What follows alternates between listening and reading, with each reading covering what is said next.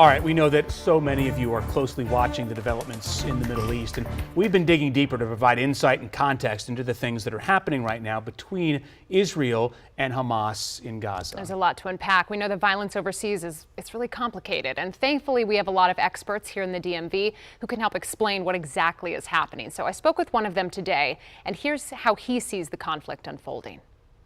We're watching a war between Israel and the militant group Hamas unfold in real time. Hundreds of people have been killed, and it's signaled a major escalation of violence in the region.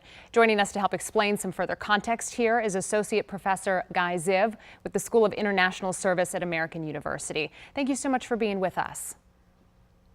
My pleasure. I wanted just to start off the top, how did we get to an active state of war here? For people at home who are watching this unfold, how did we arrive in this spot right now?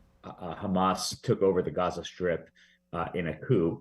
And ever since then, they have continued to send rockets over into Israel over many years now. And there have been countless operations and several wars. But this is something that we've never seen before, a sort of attack in a magnitude and a scale that nobody has seen before and few anticipated.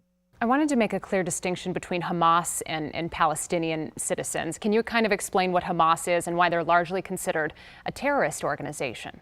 It's an Islamist movement that supports a Palestinian state in all of what it considers to be historic Palestine. So it openly calls for the annihilation of the Jewish state. From a geopolitical perspective here, we know there are major players behind the scenes in the region. We're talking Saudi Arabia, Iran. What are some of the consequences of this violence, if you can elaborate?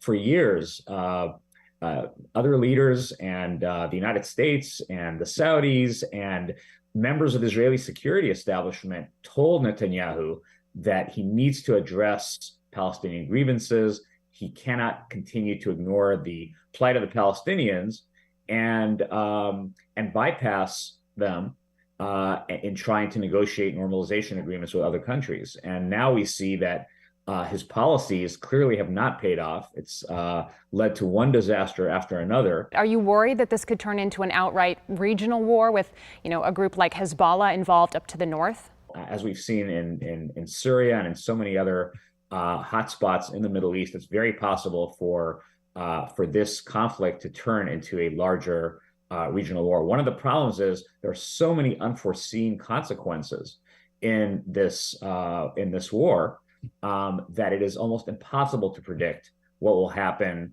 in the next few weeks and months, and nor is it possible to predict what will happen the day after. There is no goal other than eliminating the military wing of Hamas. But other than that, there's no real goal. There's certainly no diplomatic horizon. And so nobody really knows.